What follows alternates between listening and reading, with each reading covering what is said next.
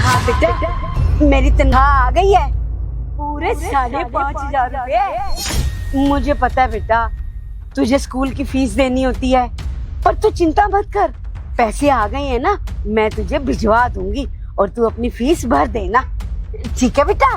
धर्मेंद्र, ये guard aunty क्या कह रही है? इनकी 5,500 रुपये सैलरी है। अरे हमारे ऑफिस में तो किसी भी गार्ड की सैलरी 15,000 से कम नहीं है, और इंसेंटिव मिला के तो 20,000 से ज़्यादा सैलरी मिलती है। फिर आंटी झूठ क्यों बोल रही है? इन्हें सिर्फ 5,500 रुपये सैलरी मिलती है। हाँ बेटा, मैं आज शाम को ये अकाउंट में पैसे डलवा दूंगी, तू चिंता मत कर बेटा। और एक चीज बताओ धर्मेंद्र, मुझे समझ में नहीं आई, सिक्योरिटी गार्ड का काम तो गेट के पे ड्यूटी करने का है ना? अरे सफाई का काम तो सफाई कर्मचारी का है, तो फिर सिक्योरिटी गार्ड होकर ये आंटी क्यों कर रही है काम ये? सर दरअसल ये काम करने के लिए इनको रिंकी मैम ने बोला है। मैंने रिंकी मैम से बोला कि ये यहाँ की गार्ड है, ना कि ये पोछा लगाएंगे ये। तो फिर मुझसे बोला उन्होंने कि अगर तू भी ज़्यादा बोलेगा ना तो तेरी भी नौकरी खा जाऊंगी। बस सर इसलिए डर के मारे पोछे का काम कर रही है यहाँ पे, और गार्ड का काम भी करती है। अरे बेटा तू चिंता मत कर, तेरी माँ अभी जिंदा है ना, तू सिर्फ अपनी पढ़ाई पे ध्यान दे, अच्छा पढ़े लिख जा तू। तो मेरे पीठ पीछे ऑफिस के अंदर ये सब चल रहा है। चलो बढ़िया है, मेरी नज़र में तो आनी चाहिए ना चीज़ें। अब एक काम करो, आज की जो हमारी मीटिंग है ना उसे पोस्टपोन कर दो, अभी हम मीटिंग में नहीं जाएंगे, अभी कुछ ज़रूरी काम है उनको निपटा लूँ मैं। बाकी हाँ, वेल डन, तुमने अच्छा काम किया अपना, और ऐसे ही तुम्हारा काम हो गया है। अभी तुम एक काम करो, जाओ, और जब मीटिंग में जाना होगा मैं तुम्हें बता दूंगा। ओके सर, मैं अपना काम कंप्लीट कर लेता हूँ। अरे बेटा तू चिंता मत कर, मैं यहाँ बिल्कुल ठीक हूँ, आराम से रहती हूँ, अच्छा काम करती हूँ, अच्छा खाती पीती हूँ, तू मेरी चिंता बिल्कुल मत कर, सिर्फ पढ़ाई पे ध्यान दे बेटा। जब तू अच्छा पढ़ लिख जाएगा तो मुझे बहुत खुशी होगी बेटा, ठीक है बेटा? तू मेरी चिंता मत कर, सिर्फ अपनी पढ़ाई पे ध्यान दे। सीमा जी, नमस्ते साहब। अब ये फोन पे किससे बात कर रही थी? साहब वो मैं अपने बेटे से बात कर रही थी, आज की बात नहीं करूंगी साहब, आप मुझे नौकरी से मत निकालना। ऐसी क्या जरूरी बात थी सीमा जी जो आप ड्यूटी के टाइम पर अपने बेटे से बात कर रही हैं? आप बात ड्यूटी के बाद भी कर सकती थी ना। वो साहब बेटे के स्कूल की ना फीस जमा करवानी है, बस वही उसको बता रही थी कि मैंने पैसे अकाउंट में डाल दिए हैं, तुम निकाल के जमा करवा देना, बस साहब, और कुछ नहीं। कितनी तनख्वाह है आपकी? 5,000 साहब। हर महीने इतनी तनख्वाह मिलती है आपको? जी साहब। तनख्वाह भी आपके पास है? जी साहब मेरे पास है। मुझे दो ये तनख्वाह। पर साहब ये पैसे तो मेरे हो गए ना, तनख्वाह मिली है ना मुझे आज, पर आप क्यों? देखो सीमा जी, ये सैलरी आपके बॉस के अकाउंट से होती हुई आपके पास आई है, और आपका बॉस अगर ये तनख्वाह वापस मांग रहा है ना तो आपको देनी पड़ेगी, अगर आपको यहाँ पे नौकरी करनी है तो। दीजिए मुझे तनख्वाह। साहब मैं आपसे माफी मांग रही हूँ, फिर भी आप। चुप, और एक शब्द भी नहीं, अभी के लिए इतना काफी है, ठीक है? देख काम करो, मैं जब बुलाऊंगा ना अंदर केबिन में आ जाना, और ड्यूटी पे ना ये फोन पे बात मत करना दोबारा, जो तुम्हारा काम है ना वो किया करो।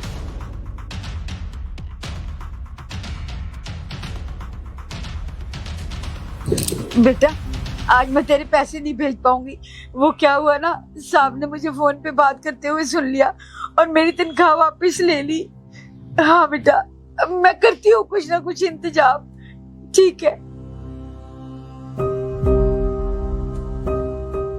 हाँ, मुझे विक्टर स्कॉटलैंड परफ्यूम तो मिल गया था, और सच में इसकी फ्रेगनेंस बहुत अच्छी है और लॉन्ग लास्टिंग बहुत अच्छी है। सुबह से लगा रखा है, अभी 5-6 घंटे हो गए हैं, अभी तक बिल्कुल फ्रेश फील हो रहा है।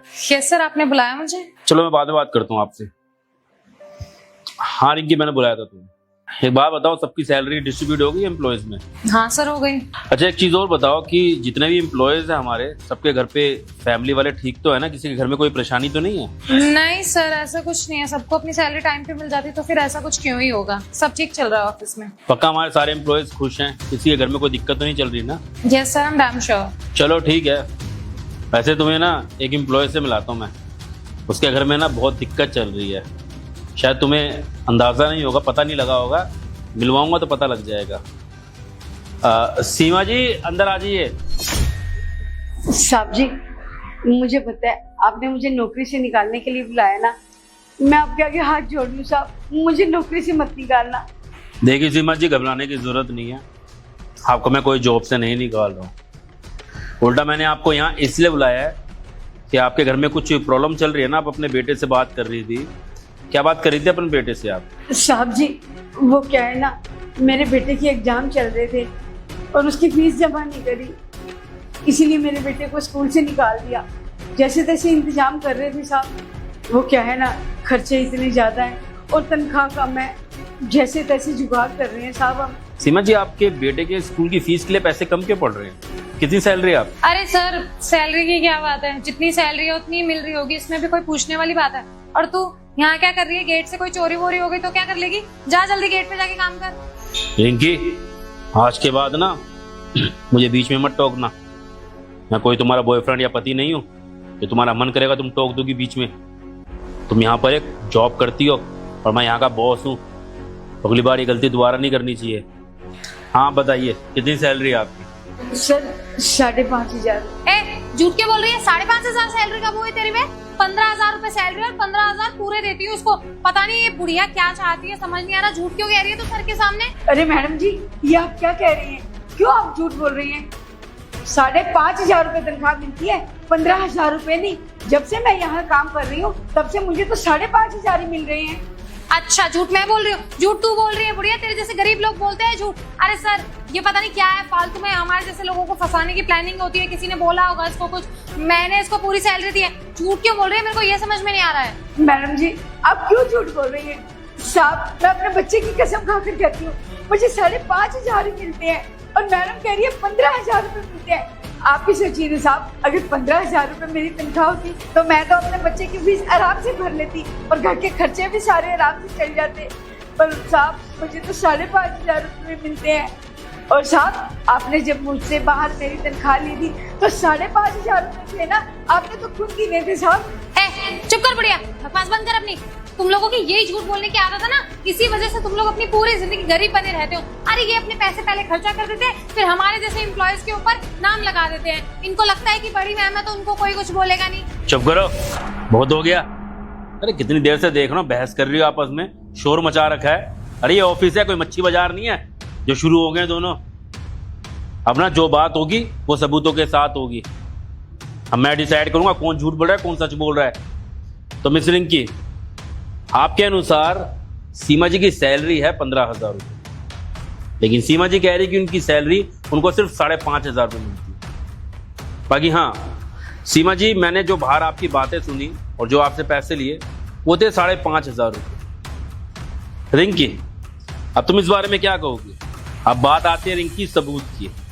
एक काम करो, मैं तुम्हारे पर कोई इल्ज़ाम नहीं लगा रहा हूँ, तुम ऑनलाइन ट्रांजैक्शन दिखा दो जो तुमने इनको सैलरी दी होगी। ऑनलाइन तो ट्रांसफ़र करे होंगे ना, तो वो जो तुमने 15,000 रुपये ट्रांसफ़र किए थे आंटी को, मुझे दिखाओ वो सबूत। वो सर, मेरे अकाउंट में कुछ प्रॉब्लम चल रही थी तो मैंने अभी शिफ्ट करवाया दूसरे बैंक में, तो अभी चल नहीं रहा है मेरा अकाउंट की कोई हिस्ट्री नहीं आएगी।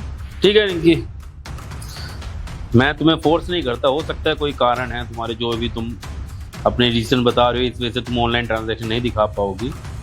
तो चलो ठीक है, अभी अवेलेबल नहीं है तो कोई दिक्कत नहीं है, मैं ज़्यादा फोर्स भी नहीं करता। बाकी हाँ, शायद आपको या सीमा जी को या बाकी किसी भी एम्प्लॉयज़ को पता नहीं है कि मैंने इस ऑफिस में ना सीक्रेटली CCTV कैमरे लगा रखे हैं, जिसमें मैं देखता रहता हूँ ऑफिस के अंदर काम ठीक से चल रहा है नहीं चल रहा है। अब मैं उन कैमरों के अंदर चेक करूँगा कि तुमने रिंकी सीमा जी को पूरी सैलरी दी है या नहीं दी है। अगर आप दोनों में से जो झूठ बोल रहा होगा ना, उसको मैं अभी के अभी जॉब से बाहर निकाल दूंगा और प्रोफाइल इतनी खराब कर दूंगा आप दोनों की कि किसी भी कॉर्पोरेट ऑफिस के अंदर आप दोनों में से किसी को नौकरी नहीं मिलेगी। नहीं सर, प्लीज प्लीज ऐसा मत करिए। वो मैंने लिए पैसे इनकी सैलरी से। किस खुशी में तुमने सीमा जी के पैसे काटे थे, मैं जान सकता हूँ रिंकी? वो सर, मैं एक बहुत बड़ी प्रॉब्लम में फंस गई थी। वो एक्चुअली क्या है ना, मैंने एक पर्सनल लोन ले रखा था और उसकी किस्त जानी थी, तो बस इसलिए मैंने इनकी सैलरी में से कट कर लिया। अगर मैं वो किस्त नहीं भरती ना तो मेरा पूरा अकाउंट का डाटा भी खराब हो जाता और हो सकता है कि वो लोग मेरे घर भी चले जाते। तो मैं नहीं चाहती थी मेरे घर वालों को कुछ पता चले, बस इसलिए मैंने इनकी सैलरी से पैसे कट कर दिए थे सर। वाह मैडम वाह, आपको लोन चुकाना था और वो भी मेरे हक के पैसे मार के। आपने एक बार भी नहीं सोचा मैडम कि मेरे बच्चे को स्कूल से बाहर निकाल दिया, वो भी फीस जमा ना करने की वजह से। प्रिंसिपल ने तो साफ साफ बोल दिया था कि अगर आप अपने बच्चे की फीस जमा नहीं कराएंगे तो इसे स्कूल से निकाल देंगे। मुझे पता है मैडम, मैं कैसे घुट घुट कर काम कर रही हूँ और अपने बच्चे के लिए पैसे जमा कर रही हूँ। मैडम जी, मेरे ऊपर क्या बीत रही है और मेरे बच्चे के ऊपर क्या बीत रही है, ये सिर्फ मैं जानती हूँ। बद्दुआ लगेगी आपको मेरी। सीमा जी, कोई फायदा नहीं बद्दुआ देकर। बाकी जब कोई इंसान गलती करता है ना और जान के किसी का बुरा करता है तो ऊपर वाला देख रहा है।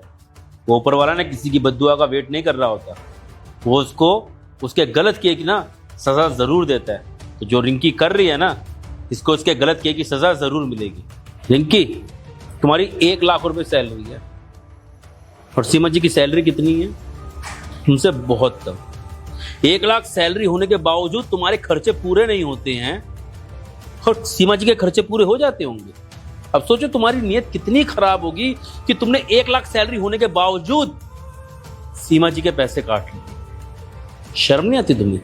तुम जैसे लोग ना इतने घटिया होते हैं कि जितना मर्जी पैसा कमा ले, लेकिन तुम्हारी ना नीयत कभी ठीक हो ही नहीं सकती है। अपना जो मैं कह रहा हूं ना, वो चीज ना ध्यान से सुनना। पहली बात, तुमने जितने भी पैसे सीमा जी के काटे हैं ना, वो सारे पैसे सूद समेत वापस देने होंगे। दूसरी बात, अगर वो पैसे सीमा जी को वापस नहीं मिले ना, तो फिर मैं अभी पुलिस को कॉल करूंगा और तुम्हें जेल करवाऊंगा। मुझे कुछ भी करना पड़े, तुम्हारी जिंदगी बर्बाद कर दूंगा मैं कि तुमने गरीब इंसान के साथ में इतना ज्यादा गलत किया कि उनका बेचारा बेटा एग्जाम में नहीं बैठ पाया, बाहर निकाल दिया गया उसे स्कूल से। क्यों? क्योंकि उसके पास फीस जमा कराने के पैसे नहीं थे। हमारे देश का दुर्भाग्य ऐसा है कि एजुकेशन सिस्टम को तो मजाक बना रखा है और ऊपर से आपके जैसे लोग, नेता तो चोर हैं ही, तुम्हारे जैसे लोग तो महाचोर हैं जो किसी का बुरा करने से पहले कुछ भी नहीं सोचते। अब 1 हफ्ते का टाइम है रिंकी तुम्हारे पास में। इस 1 हफ्ते के अंदर ना सारे पैसे सीएम जी को मिल जाने चाहिए। बाकी हाँ, अब तुम इस कंपनी के अंदर आगे जॉब नहीं करोगे। खाली एक हफ्ते जब तक तुम सीमा जी के पैसे वापस नहीं कर रही हो, तब तक के लिए तुम यहाँ पर आ रही हो। उसके बाद तुम्हें तुम्हारा रेजिग्नेशन लेटर हाथ में मिल जाएगा। और एक चीज़ के लिए ना शुक्र मनाना कि मैं तुम्हारा CV खराब नहीं कर रहा हूँ। तुम्हें आराम से दूसरे ऑफिस के अंदर जॉब मिल जाएगी, तुम्हें तुम्हारा एक्सपीरियंस लेटर मिल जाएगा। लेकिन एक चीज़ समझा रहा हूँ कि कभी दोबारा ना दूसरे ऑफिस में ये सब जो तुम कर रही हो ना गंदगी, दोबारा मत करना। वरना ये तो मेरी अच्छी चीज़ है कि मैं तुम्हारा क्लीन एक्सपीरियंस लेटर देके तुम्हें भेज रहा हूँ, वरना हो सकता है कि सामने वाला तुम्हें टर्मिनेशन लेटर दे और तुम्हारा रिकॉर्ड खराब कर दे, तो दोबारा किसी ऑफिस के अंदर नौकरी भी नहीं मिलेगी। सर आप प्लीज ऐसा मत करिए, मेरा पूरा करियर खराब हो जाएगा और एकदम से जॉब भी नहीं मिलेगी। और जब जॉब ही नहीं होंगी तो पैसे कैसे वापस करूंगी इनके? मैं प्रॉमिस कर रही हूँ कि मैं धीरे धीरे इनके पैसे वापस कर दूंगी और मैं इनसे माफी भी मांग लूंगी और दोबारा ऐसा कभी करूंगी भी नहीं। But sir I am requesting you, please मुझे जॉब से मत निकालिए। देखो रिंकी, मेरे सामने ना ड्रामा मत कर। आज अगर तरस खा के मैंने तुम्हें माफ कर दिया ना, तो मैं खुद को कभी माफ नहीं कर पाऊंगा।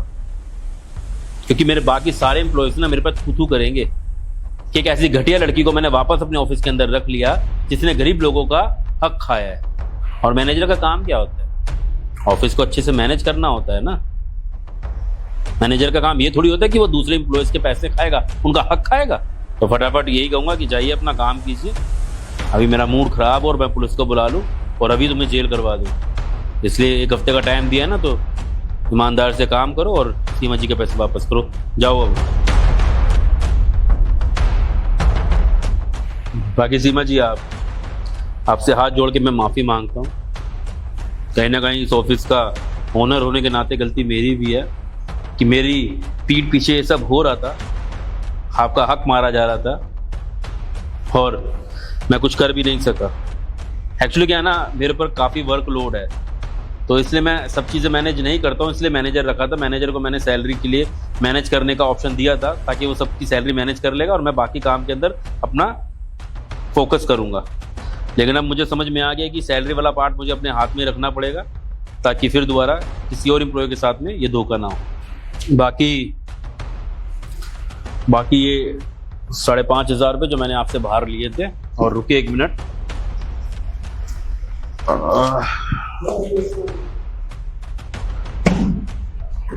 हाँ, ये 25,000 रुपये हैं तो मैं रिंकी की सैलरी में से बाद में काट लूँगा और आपके पैसे वापस कराऊंगा। अभी आप एक काम कीजिए, अपने बेटे का ना एडमिशन वापस करवाइए ताकि वो एग्ज़ाम दे सके।